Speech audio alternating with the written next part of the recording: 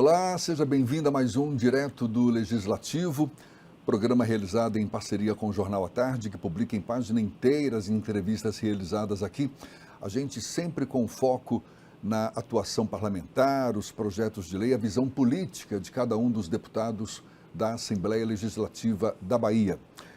Neste programa, nosso convidado, o deputado Jurandir Oliveira, do PP, a quem já dou nossas boas-vindas. Muito obrigado por aceitar nosso convite. Seja bem-vindo, deputado.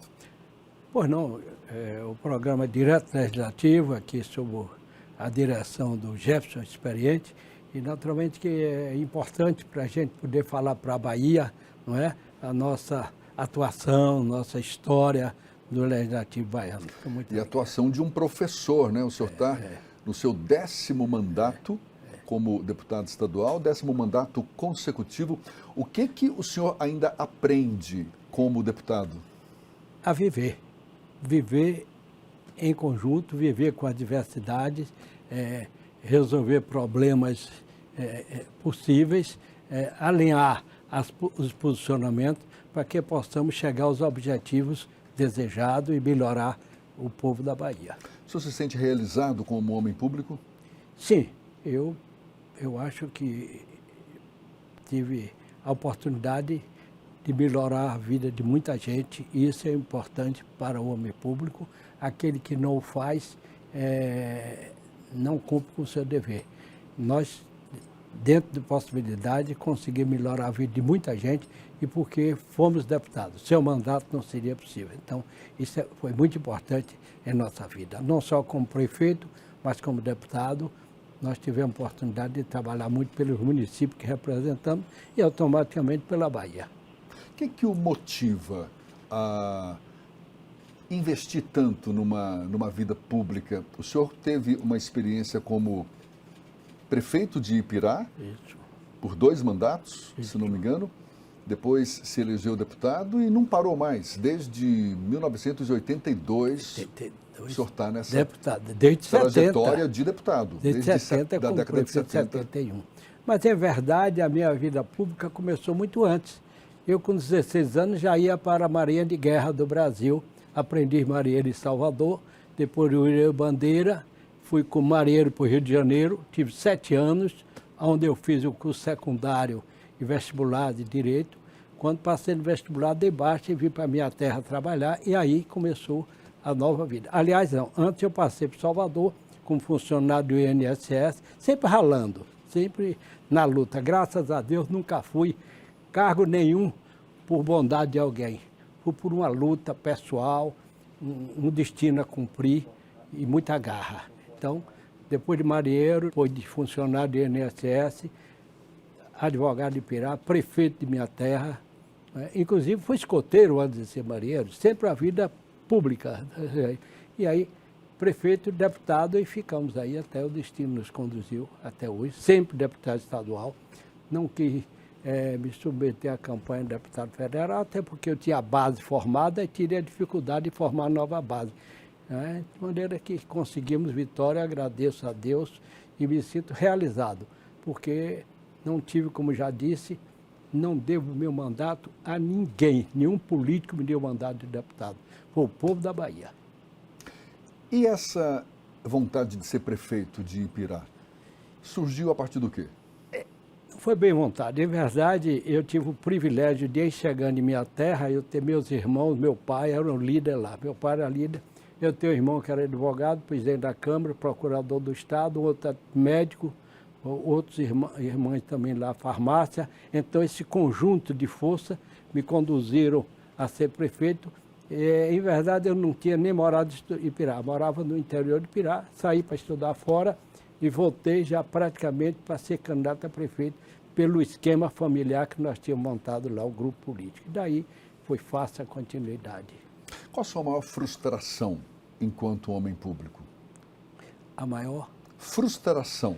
Algo que o senhor não tenha realizado e tenha desejado realizar? Muita coisa.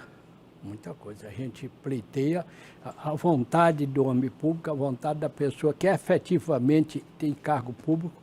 Não é aquele que tem por acaso, que tem por circunstância, mas aquele que se dedica diuturnamente a servir à população.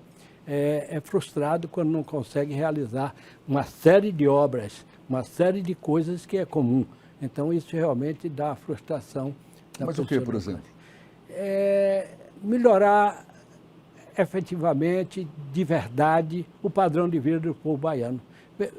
Melhora um pouco, mas era para ser muito melhor, era para ter menos disparidade, não é? A Bahia poderia contribuir para ter menos diferença entre o pobre e o rico, para que não houvesse essa miséria total que nós vemos e outros suntuosamente bem colocados, com até excesso para a vida. Isso realmente para a gente é constrangedor, porque cria uma estabilidade muito grande na sociedade e é o resultado que a gente vê aí, os crimes em sua maioria que acontecem por essa disparidade, por essa diferença de comportamento da sociedade. Uns gananciosos, querendo ter demais, insaciáveis, sem se lembrar que o seu próximo, o seu vizinho, está passando carência, e isso nos dá realmente uma frustração não poder fazer essa ligação para que melhorasse a vida do padrão do povo da Bahia. Uma história tão longa, mas seria fácil o senhor definir qual teria sido a sua maior conquista enquanto homem público? Conquista no sentido de ir em encontro ao benefício dos seus eleitores.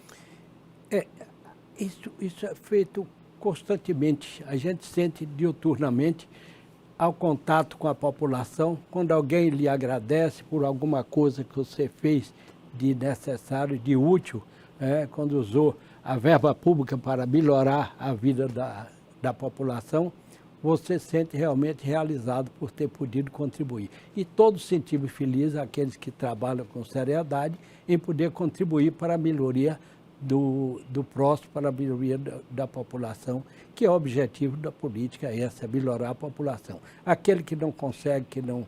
Inclusive eu tenho dito, quem não gosta de gente, não faça política, porque só se faz política com gente e para melhorar a vida do povo.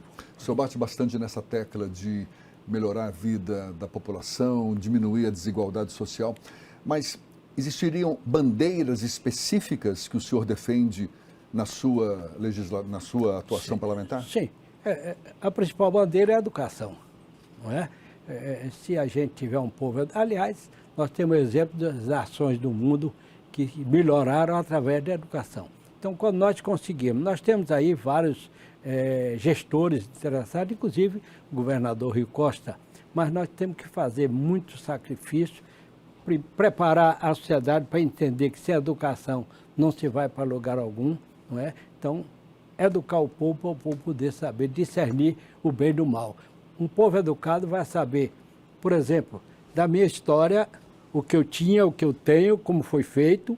Fulano era pobre, está milionário, como foi feito, não teve empresa. Então, o povo educado vai saber analisar tudo isso. Porque tem gente que arrota aí grandeza e, em verdade, se apertar, a sujeira vem em cima.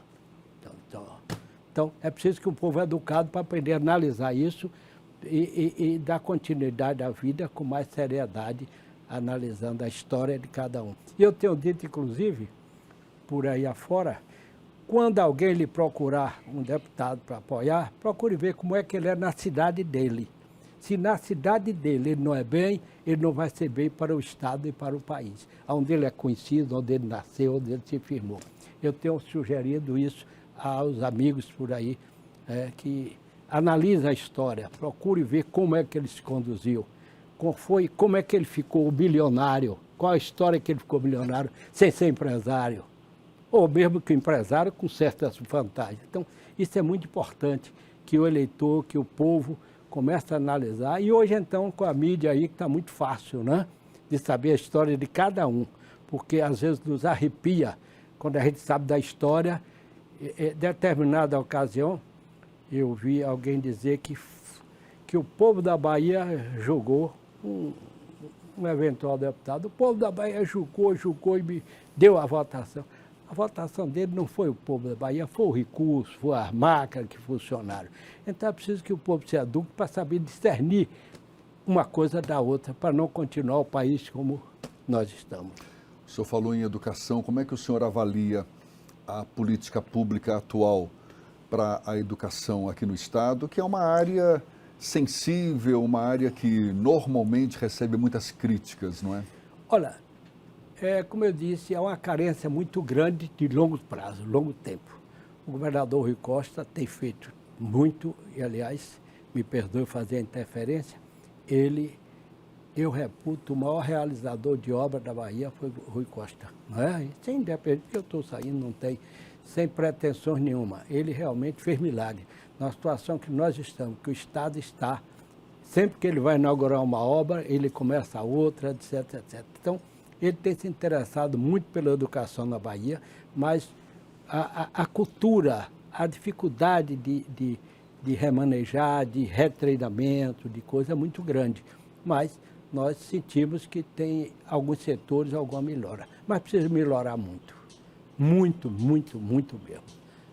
Como eu repito, sem educação nós não vamos para lugar algum, isso já é um princípio base da... O senhor que tem uma larga experiência na Assembleia Legislativa, como é que o senhor avalia a atual legislatura, que tem sido muito impactada agora com a pandemia, o desempenho da Assembleia Legislativa como um todo? Para surpresa nossa, nós temos muitos jovens aqui, competentes, e que com certeza alguns deles vão ter ainda futuro brilhante no destino da Bahia. Alguns jovens que hoje estão aqui, que foram eleitos, que estão fazendo bom trabalho, deputados, e que com certeza haverão de contribuir muito com o desenvolvimento da Bahia. Nós temos muita esperança e acreditamos na legislatura. Inclusive temos aí o nosso presidente, Adolfo Menezes, um homem político, público, com a passagem limpa, não é? Que é um líder. Isso é outro exemplo. A terra dele, ele é um líder. Aí sim, chegar na terra lá em Campo Formoso, né? do deputado Adolfo Menezes, a gente sente o pulsar do povo a favor dele. Não é à toa, com tantos anos, inclusive o irmão dele, que foi meu colega aqui, e que lá numa política, lá mataram o irmão dele foi meu colega aqui também. São pessoas capacitadas. Aliás, o Adolfo tem aqui, durante o seu período, tem uma trajetória brilhante que justamente, com muita justiça, chegou à direção dessa casa. Já era tempo. E ele traz para a gente, eu repito, um exemplo de dignidade, de trabalho, de força. E eu repito de novo, a terra de Adolfo, ele é bom. Existe um sentimento entre vários deputados no sentido de que hoje a casa acaba priorizando muito mais projetos do Executivo do que dos próprios deputados. Isso é histórico aqui na casa ou tem sido mais evidente na atual legislatura? Também é a cultura da Bahia. No tempo dos mandatários com muita força, não é? Que se criou essa cultura de aprovar projetos do Executivo. Eu devo ter aqui uma centena de projetos. Hoje mesmo estava lutando com minha assessoria, liguei para o líder do governo para combinar com ele para ver se a gente consegue aprovar alguns projetos, porque parece que não são analisados com critérios. Isso aí nós temos uma crítica muito grande. Os projetos são negociados às vezes com grupos e não leva a sério o projeto que efetivamente, inclusive que o outro estado da federação já tem há muito tempo, com muita eficácia, e a gente aqui na Bahia tem uma dificuldade muito grande em aprovar projetos do Legislativo. Isso é a cultura já do Estado. Vem, como eu já disse, de mandatários muito fortes, e a cultura continua forte ainda. Nós temos muita dificuldade. Os projetos, a Assembleia parece que é só constituída para aprovar projeto de Executivo. Isso é uma crítica normal, sem nenhuma crítica a ninguém, mas é o que existe. Mas não é possível virar essa chave não, deputado? Promessa, inclusive, quando o doutor Antônio Carlos, o grupo carlista perdeu a eleição, que eu também fazia parte, mas como eu não era carlista da Gema, eu era partido aliado, eu subsisti. A maioria que era da Gema, que era eleito por Antônio Carlos, perdeu. Eu consegui subsistir. Lancei minha candidatura até por brincadeira. Eu digo, olha, eu sou candidato. O pessoal do Antônio Carlos se viabiliza que nós apoiamos. E trabalhamos, faltando talvez aí uns 5 dias, eu era o eventual presidente da Assembleia, a imprensa, etc. Mas política é política, E o meu amigo, que hoje, Marcelo Nilo, que eu tenho maior estima, conseguiu vencer aí o grupo através de governo, etc. Naquela época eu ainda era contra o governo, contra a coisa, e Marcelo Nilo conseguiu. E lhe confesso que tornei meu amigo Marcelo, continuamos a amizade, mas faltando 3 dias ele me propôs desistir. Eu só me arrependi de desistir porque espalharam meus adversários que eu levei vantagem. A única vantagem que eu pedi, e Marcelo é testemunha, é que os funcionários da Assembleia, que tinham R$ 40 de bolsa de estudo para filho, que tivessem um salário mínimo de bolsa de estudo. Foi a única vantagem que eu pedi a Marcelo Nilo. É que ele, presidente, que desse uma bolsa melhor para os funcionários da casa, para os filhos. E ele foi realmente correto, não chegou a dar o salário mínimo, mas deu a metade, aumentou a bolsa de estudo. Foi o único pleito que eu fiz com o Marcelo Nilo. Ele cumpriu e terminamos amigos e não me arrependi, ele realmente fez uma boa gestão. O senhor é natural de Ipirá.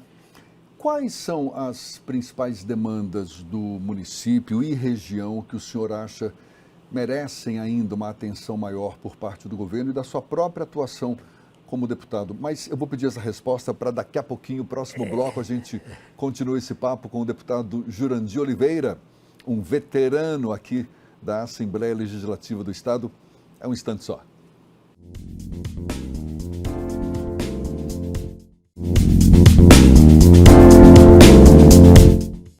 Já estamos de volta, direto do Legislativo. Nosso convidado, o deputado Jurandir Oliveira, do PP, falava de Ipirá. Quais demandas que ainda são entre as principais da região de Ipirá que o senhor acha merecem ser atendidas ainda, deputado? Meu caro Jefferson, são várias demandas.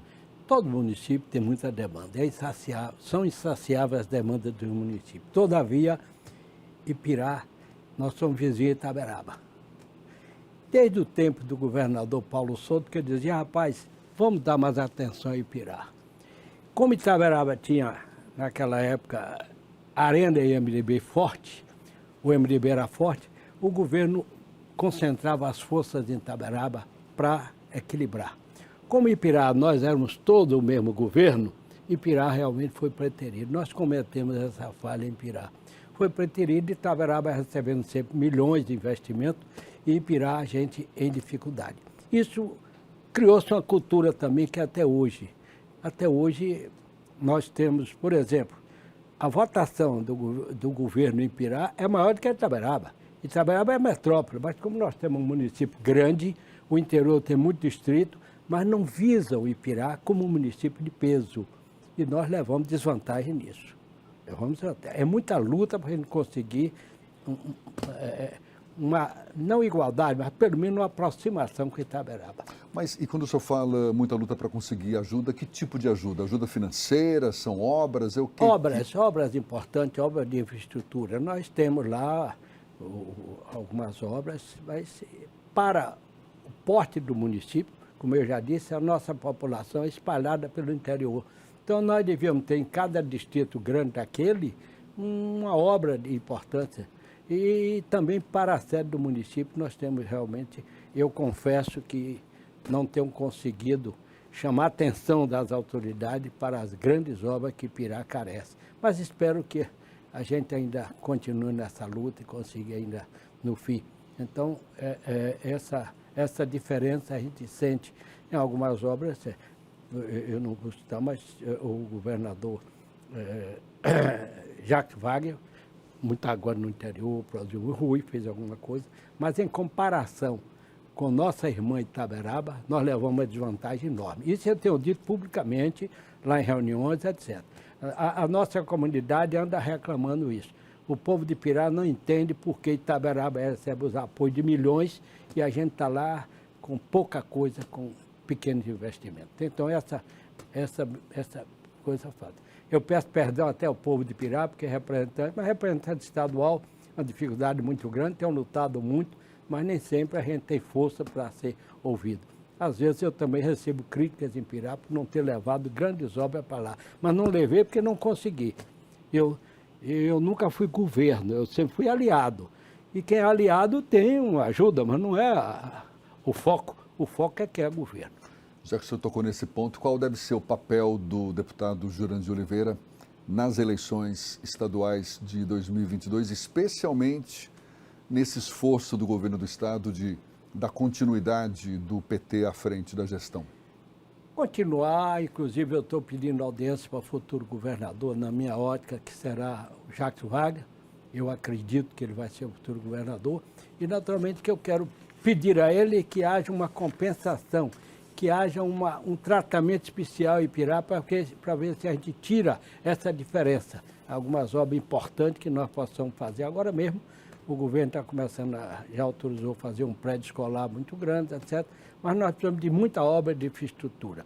Inclusive, o governo federal, eu passando pelo interior do município e surpreendi.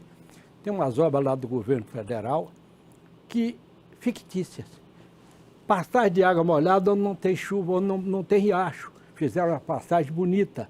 Aquele dinheiro era para ser revertido em benefício da estrada, até com cascalho e biluria, mas não. Talvez fosse mais fácil gastar fazendo aquelas obras. Está lá, é pena que várias passagens molhadas com cano, coisa dispendiosa, sem função nenhuma, recente, e as estradas sem cascalar, sem condição de trânsito. Então, tem muito dinheiro jogado fora, desperdiçado. Desse caso, dessas obras em Ipirá, não sei de quem foi, qual é a empresa, é o governo federal.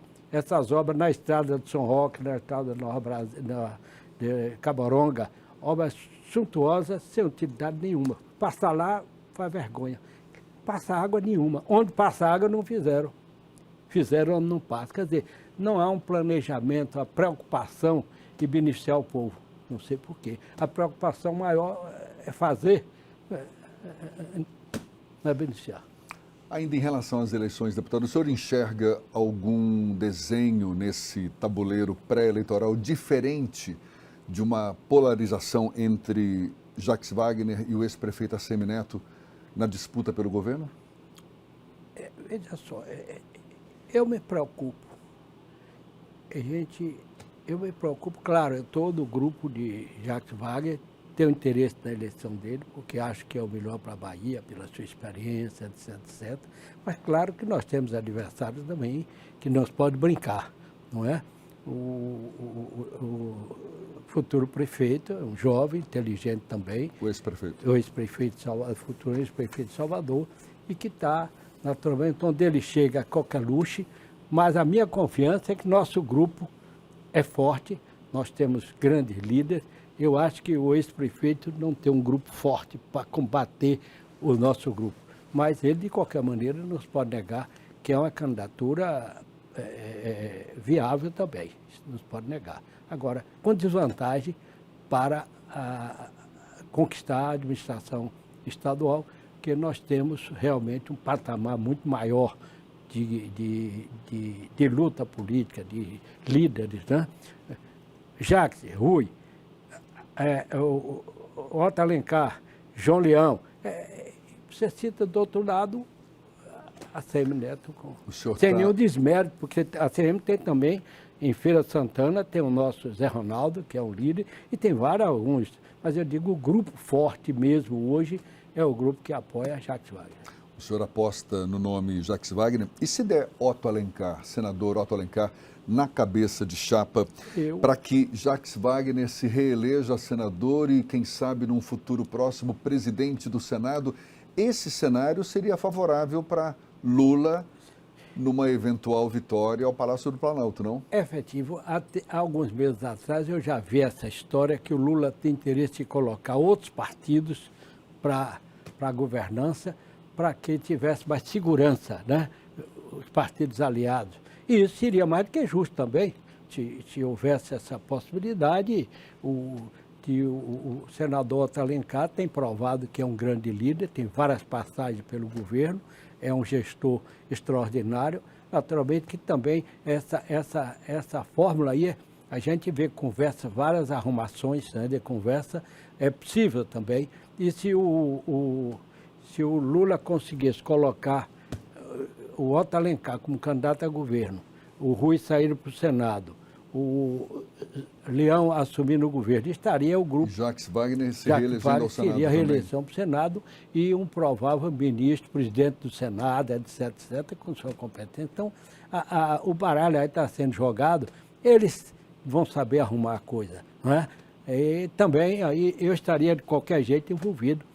Claro, o Otto foi meu colega de Assembleia, foi deputado, presidente comigo, tive o prazer de votar nele para presidente, temos um relacionamento muito bom. Então, ele, o Leão, quem vier aí do grupo, nós estamos fechados para ganhar a eleição. Alguns partidos da base aliada do governo Rui Costa reclamam, acham que está na hora de quebrar esse tripé formado por PT, PSD e PP, no sentido de terem mais espaço, até, quem sabe, ocupar o lugar de vice numa chapa majoritária. Qual o recado o senhor teria para esses partidos insatisfeitos, deputado? Sim, tem aí, por exemplo, o PSDB, o partido de base que tem no comando Ilício da Mata, uma história na Bahia, que poderia também pleitear. É um direito de todos pleitearem. Não é há 6 meses atrás, ou um ano atrás, que o Leão vem dizendo que ele será governador, ou agora ou depois. É um pleito de cada partido, é um direito de cada partido pleitear, participar da chapa majoritária. De maneira que é possível, não é? Que ainda a coisa está se formando. Mas o senhor vê clima para se desfazer esse tripé?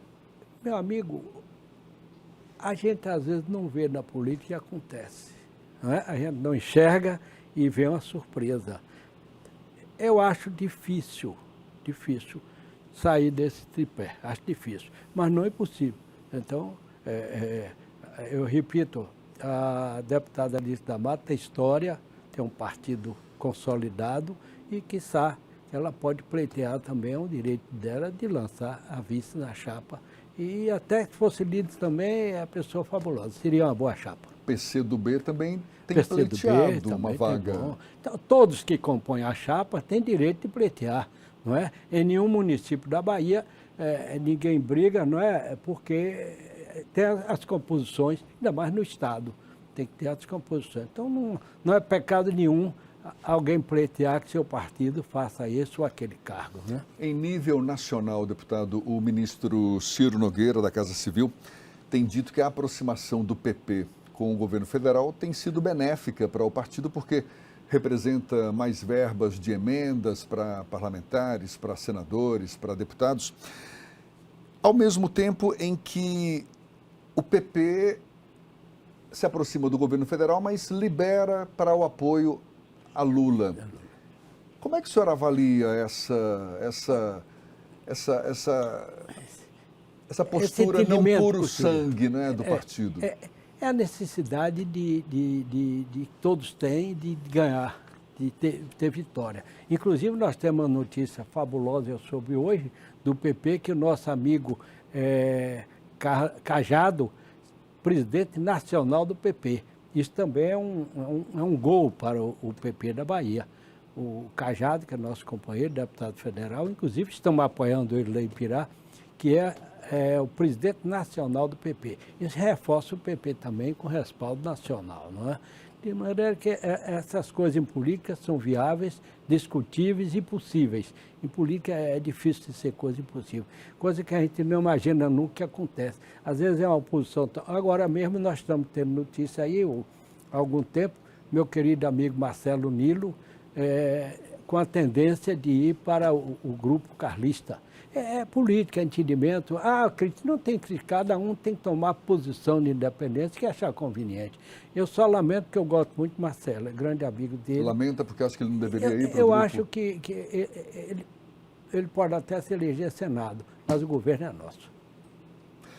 O senhor acha que o PP deve pleitear uma vaga de vice na chapa de Bolsonaro? Não vejo, quer dizer... É possível, todos os partidos querem, né? Ser vice da chapa Bolsonaro é um perigo, porque eu acho que o Bolsonaro, por mais sacrifício que faça, o povo da Bahia, o povo do Brasil, já está na cabeça que o velho Lula tem que voltar. Então, ser vice de Bolsonaro aparece, mas não para ganhar a eleição, eu acho difícil, né? Falando em partido, deputado, o senhor hoje está no PP, mas Ao longo de sua história, já passou por mais de 10 partidos da direita, Isso. centro, mais à esquerda. Que critério é esse? Em que o senhor... tempo nenhum eu me arrependo, porque se eu cheguei no 10º mandato, eu nunca fui governo. Só fui governo com o João Duval, que era PFL, eu fui eleito pelo PFL, só. Daí para lá eu sempre fui aliado. E como aliado, a gente não tem o mesmo direito, não participa da mesma situação de quem é do partido, é justo. O aliado não é o construtor. Então, eu acho que se eu queria servir a Bahia, se eu queria continuar como mandato de deputado, eu tinha que ter visão de o que era possível. Por exemplo, o partido precisa de 60 mil votos. A lei permitia que eu fosse para o partido B, precisava de 30 mil votos. Seria muita burrice minha ficar no partido que precisava de 60 se eu não inaugurava obra, não inaugurava estrada, não inaugurava prédio, não tinha obra do governo, não tinha como chegar lá. Então eu era acessível e participar de partidos que me dessem condições de viabilizar para ir para a 10ª eleição, senão não estaria na 10ª eleição. Outra coisa, na campanha passada, eu tive com um amigo aqui, candidato a federal. Mostrei a ele o quadro dele ser eleito com 40 mil votos. Disse, mas eu já estou com esse esquema e tal, tá bom. Fui para uma cidade, chegando lá no outro dia, o companheiro me disse, deputado, como é aqui, eu fui candidato a deputado federal, tive 30 e tantos votos, não me elegi. Eu digo, agora se elege com 40 mil. Trouxe ele aqui, se inscreveu no partido e hoje é deputado federal com 40 mil votos. O outro ficou com 60 e tantos, 70 mil e não chegou. Então, é questão de vivência, de acompanhamento, né? Então, graças a Deus, dessa última, que eu estava formando a aliança com o partido pequeno, mas o governo Rui tinha interesse em formar uma chapa mais forte e nós ficamos na chapa mais forte. Eu trabalhei um pouco mais e consegui chegar quase 50 mil votos nessa base e me reelegi. De maneira que, claro, se eu preciso de 30 mil votos, eu vou trabalhar com mais folga e um partido pequeno. E fiz isso várias vezes, não me arrependo, não tenho vergonha de dizer a Bahia que eu fiz para ser deputado. E alguns que não fizeram se arrependeram depois de perder a eleição. E o senhor está caminhando para o 11º mandato? Não, eu estou apresentando o meu filho, que hoje é presidente da Bahia Pesca, Marcelo Oliveira, foi diretor aqui, foi diretor da SERB, foi diretor, foi diretor da Bahia, hoje é presidente da Bahia Pesca, fazendo um trabalho técnico extraordinário, e eu vou tentar passar esse legado, uma parte, porque ele também tem o trabalho dele.